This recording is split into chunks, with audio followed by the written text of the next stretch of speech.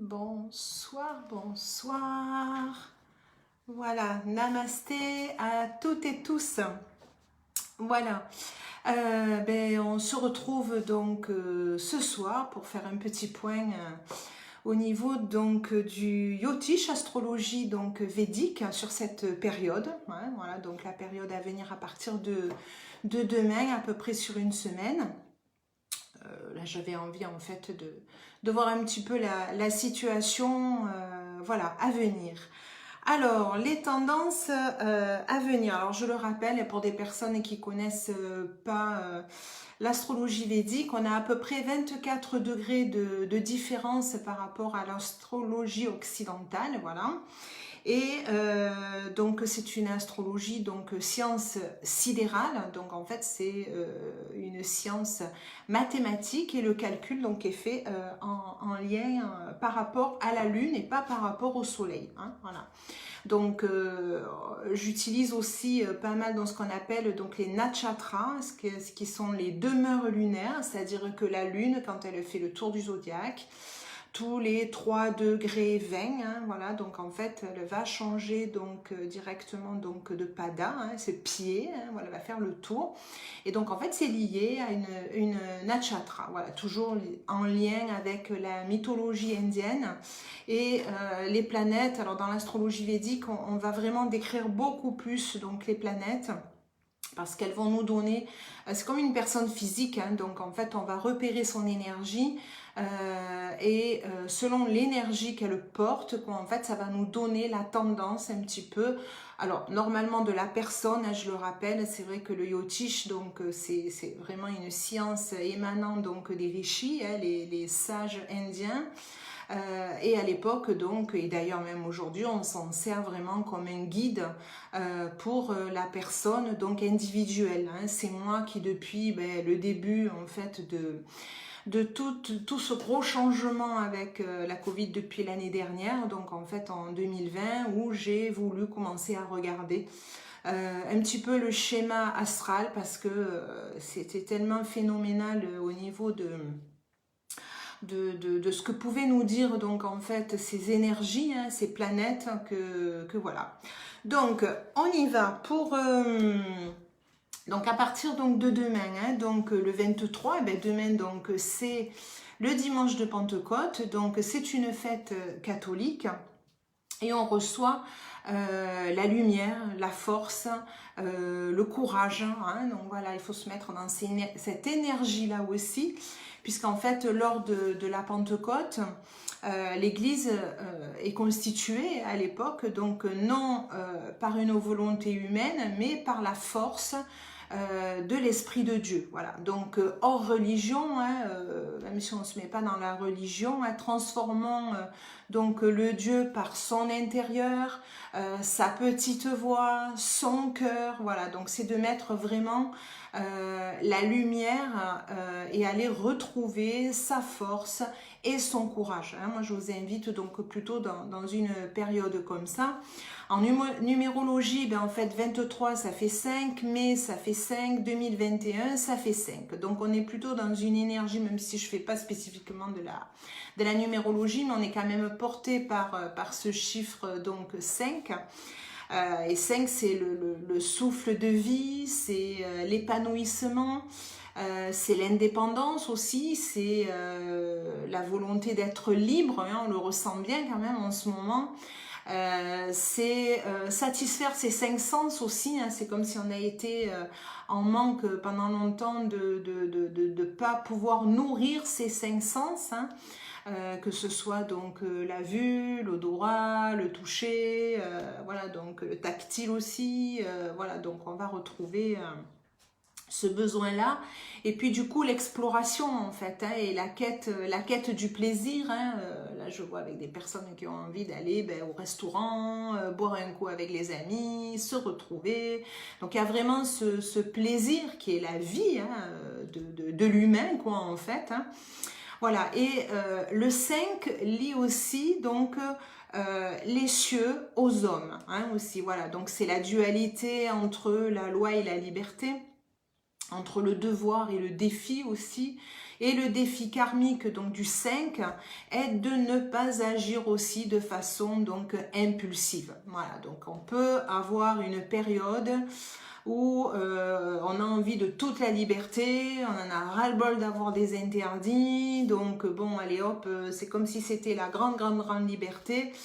Voilà, même si on va à l'intérieur de soi pour pouvoir avancer aussi, voilà, on est dans une période où on doit encore donc enfin, respecter, on va dire, certains critères. Voilà. Et notre chère planète, donc Saturne, que j'appelle le grand professeur, c'est celui qui nous fait avancer en fait. Hein.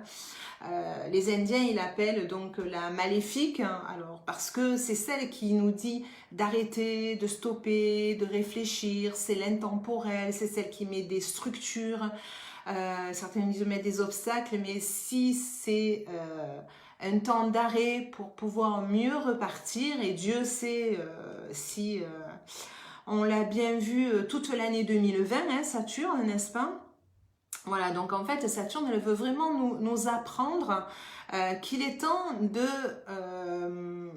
prendre le temps, en fait, encore, à comprendre le message de son énergie. Hein. Comme je vous disais, donc l'énergie est dans le Yotish, en fait, on va vraiment se positionner, alors majoritairement, sur la Lune, puisque c'est à partir de là qu'on fait son calcul, et la Lune donc va représenter le mental, les émotions, et quand on fait un calcul, en fait, on va regarder un plan natal d'une personne, on prend du temps justement à regarder où est l'emplacement de la Lune, parce que c'est à partir de là, donc en fait, que l'on va comprendre les émotions de la personne, quelle est l'identité de la personne, quel est son côté égotique, hein, parce que bon, veut pas, c'est souvent l'ego et il en faut un peu, pas surdimensionné, mais si on n'a pas d'ego, on n'avance pas, on n'a pas de volonté non plus personnelle en tout cas.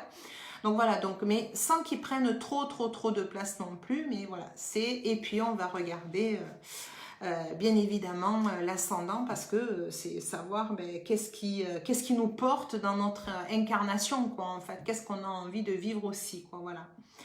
Donc Saturne, Shani, hein, donc on l'a largement, comme je vous disais, analysé durant toute l'année 2020.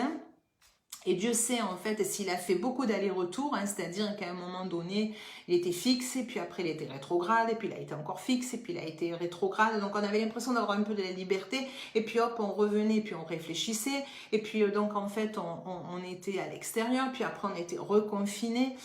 Voilà, ben là il est à nouveau le temps, hein, voilà, de mettre la lumière en son intérieur, comme j'allais dire. Hein. Donc c'est comme si on avait une petite lumière à l'intérieur. Et là, vraiment, ici, elle nous indique qu'il est temps de s'occuper vraiment de notre dharma, hein, l'emplacement où il est là. Donc, c'est-à-dire, quel est notre véritable idéal de vie, notre idéal noble, notre vrai chemin aussi, parce qu'il est grand temps de structurer ou de restructurer sa vie, mettre de l'ordre, trouver son équilibre de vie aussi, hein, une nouvelle harmonie. Donc l'anachatra, donc sa demeure lunaire, là où, puisque nous avons donc Saturne qui est rétrograde, donc toujours en Capricorne, hein, pour le Yotish, sa nakshatra c'est Shravana, et Shravana c'est faire les liens, ok, faire les liens, et Shravana a une énergie lunaire, donc il porte l'énergie, donc oui, beaucoup d'émotions, un mental qui peut tanguer à bâbord, à tribord. Donc c'est vraiment un temps pour s'ancrer davantage, parce que la période, elle va chahuter. Hein. Donc si vous regardez un petit peu les nouvelles, j'allais dire pas la télé, hein, tout simplement, je veux dire même l'ambiance qui existe tout autour, et puis bon, oui, tout ce qui se passe au niveau du monde. Par rapport, nous, déjà à la France aussi, qu'est-ce qui va être décidé, bon, enfin, toutes les histoires entre vaccins ou semblants de vaccins, QR, enfin, voilà, bon, chaque chose au fur et à mesure avance. Le tout, c'est de vraiment aller à l'intérieur de soi. Donc, si on allume ses vrais désirs de vie, son vrai sens donc à la vie, son vrai but, et ça je le dis toujours, l'importance c'est de connaître quel est le but de sa vie quoi en fait. Même si on va pas y arriver véritablement, le but, il faut se positionner un but parce que c'est le chemin qui va vers ce but-là, en fait, qui va nous permettre d'avancer, de rencontrer, de se rencontrer et d'aller vraiment vivre le pourquoi on est venu s'incarner, quoi, en fait. Et pas que ce soit quelqu'un d'autre qui décide pour nous-mêmes, quoi, en fait. Hein. Donc, du coup, pour ça, il faut vraiment augmenter donc sa force de vie et c'est augmenter son prana. Ça, j'arrête pas de le dire. Le prana, c'est avec lequel on est né, c'est-à-dire dès qu'on est sorti du ventre de sa maman, hein, en fait, c'est la première bouffée d'air, sans prana, c'est-à-dire sans vraiment la respiration. C'est plus que ça, c'est vraiment là où on va avoir toute sa créativité, sa force de vie, son énergie de vie aussi.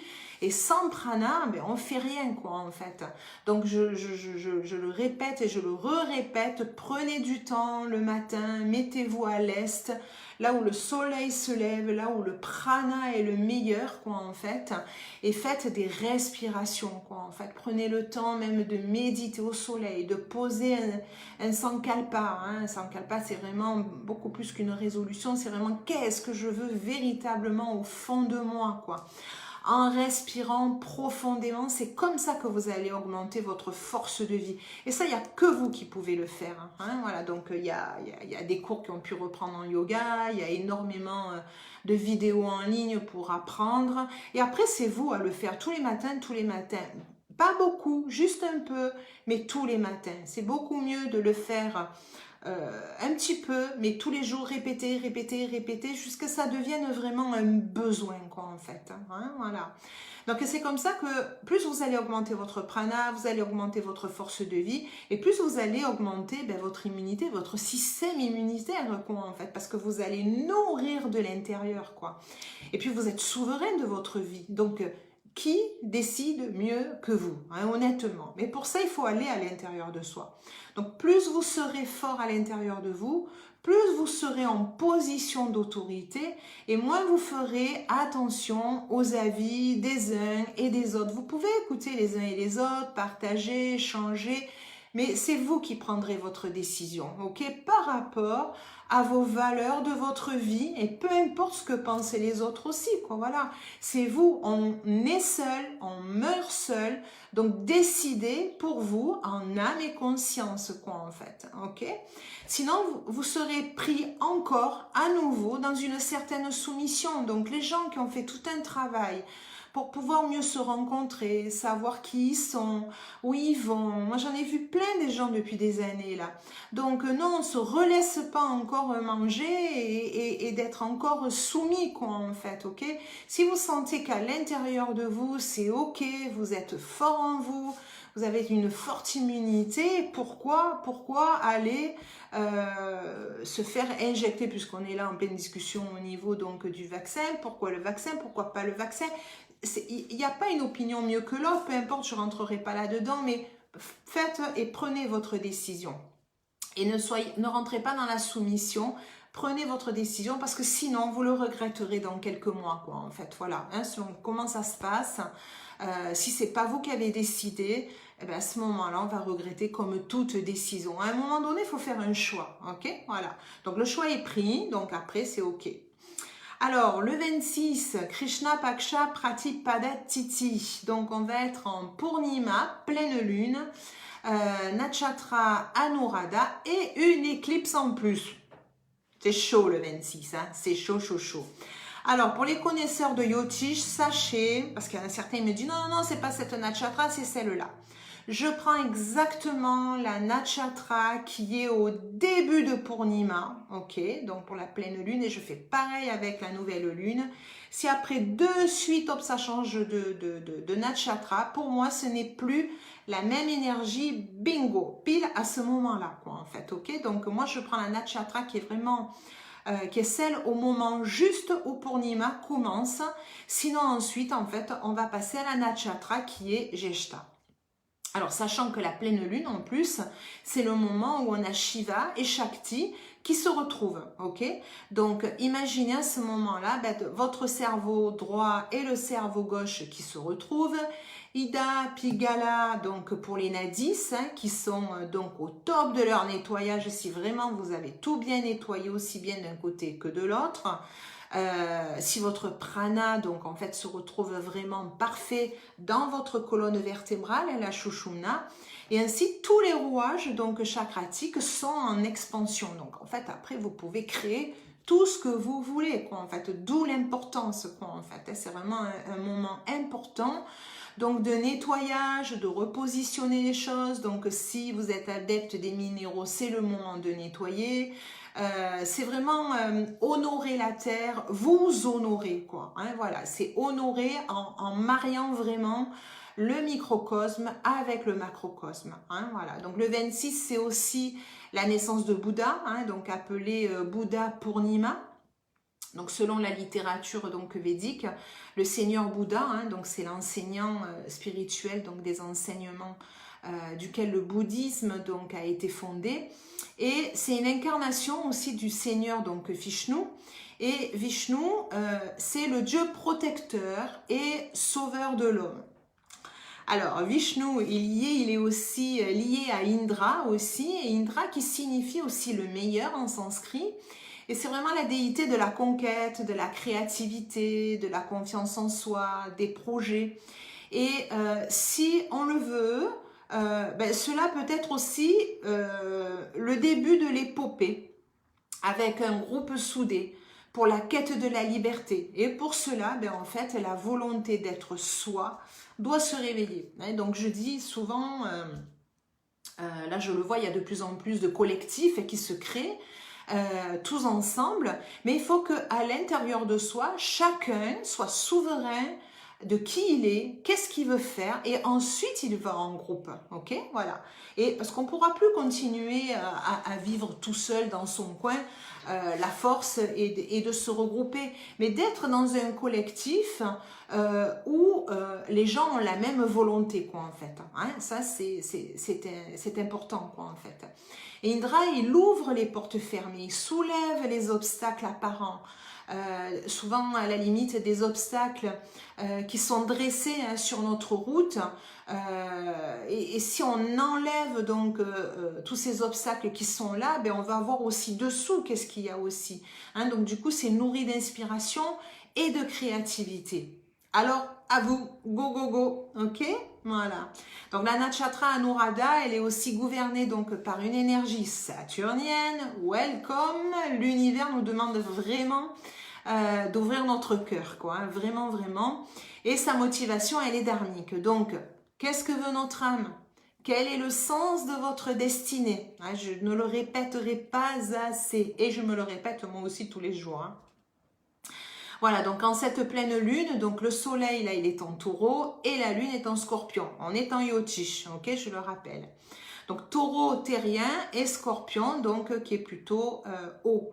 Donc deux signes fixes, donc qui donnent un caractère têtu, déterminé.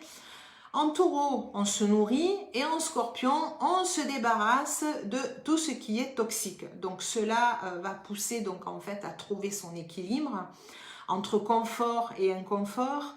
On apprend à développer aussi son instinct de survie, de connaître ses priorités.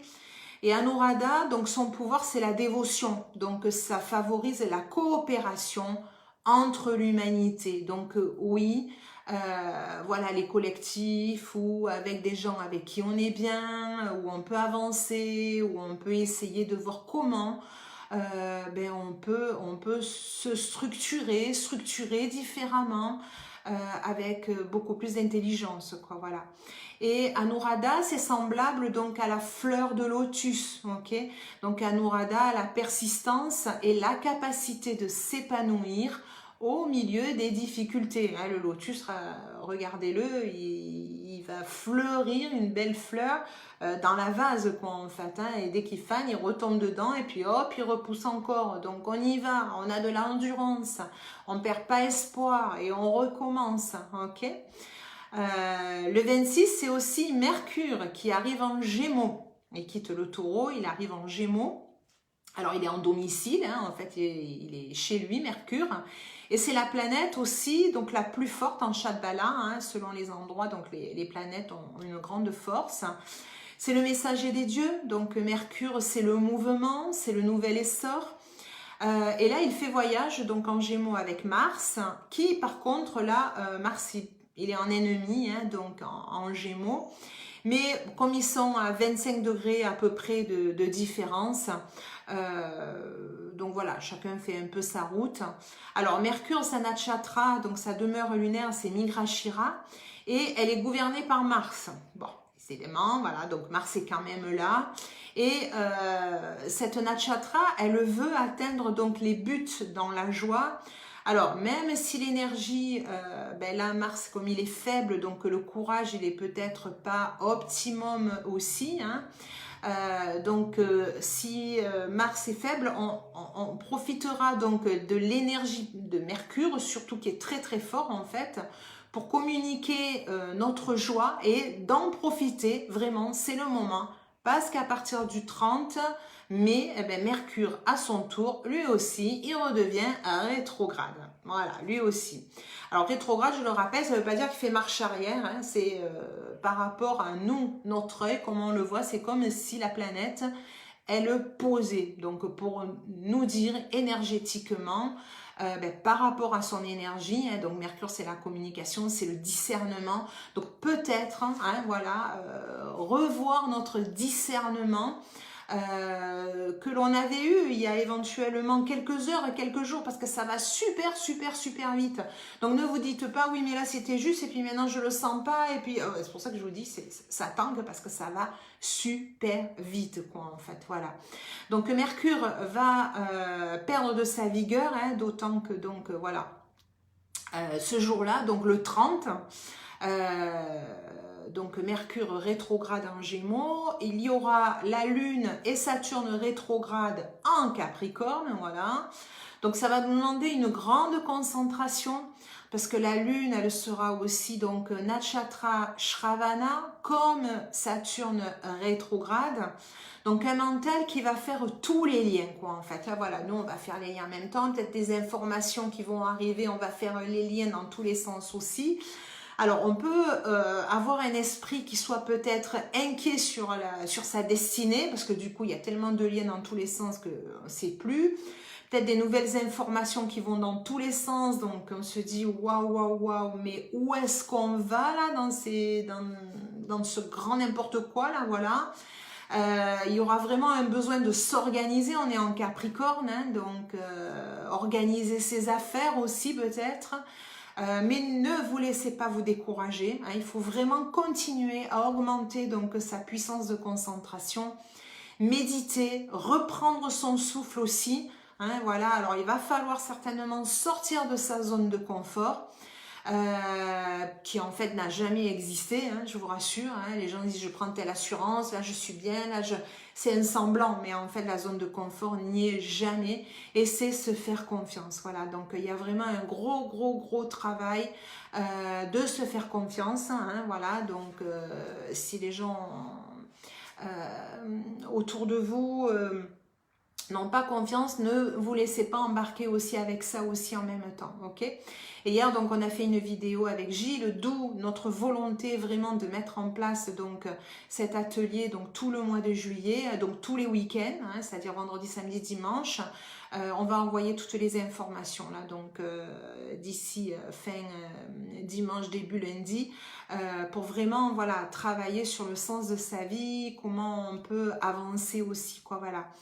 Et pour terminer, je vais vous lire donc un écrit que Swamiji donc écrit dans son petit livret Lumière du jour. Donc il écrivait pour le 26 mai. Tout ce qui doit arriver, arrive. Il n'est pas bon de se faire du souci. Les soucis empirent la situation. C'est une perte de temps et d'énergie à propos des choses qui ne se sont pas produites et ne se produiront jamais. Renforcer, au contraire, son être intérieur avec la puissance infinie de la vie nous donne le pouvoir d'éliminer la peur de l'avenir. sois heureux devrait être la devise de vie. Ok, j'adore parce que quand je prépare mes petites vidéos, je cherche un petit texte juste à la fin. À chaque fois, ben moi aussi, je fais les liens.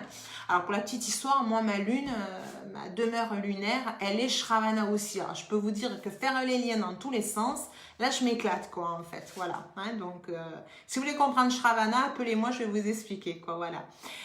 Gardez confiance, soyez créatifs, vraiment, vraiment, vraiment. Hein, voilà, donc faites-vous confiance.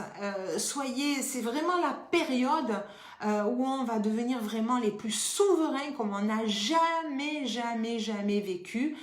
Les gens parlent de liberté, mais ayez la liberté à l'intérieur de vous, quoi, en fait. Ok? Voilà. Je vous souhaite une belle fin de week-end, voilà, belle Pentecôte.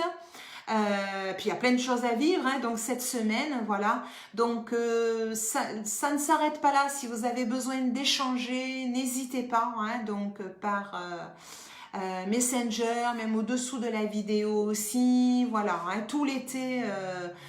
Nous sommes là, hein, voilà, donc n'hésitez pas. Je vais juste prendre 5 jours de mardi à samedi, là, qui va venir. Je vais faire ma petite sadhana, puisque moi, je vais aller en montagne.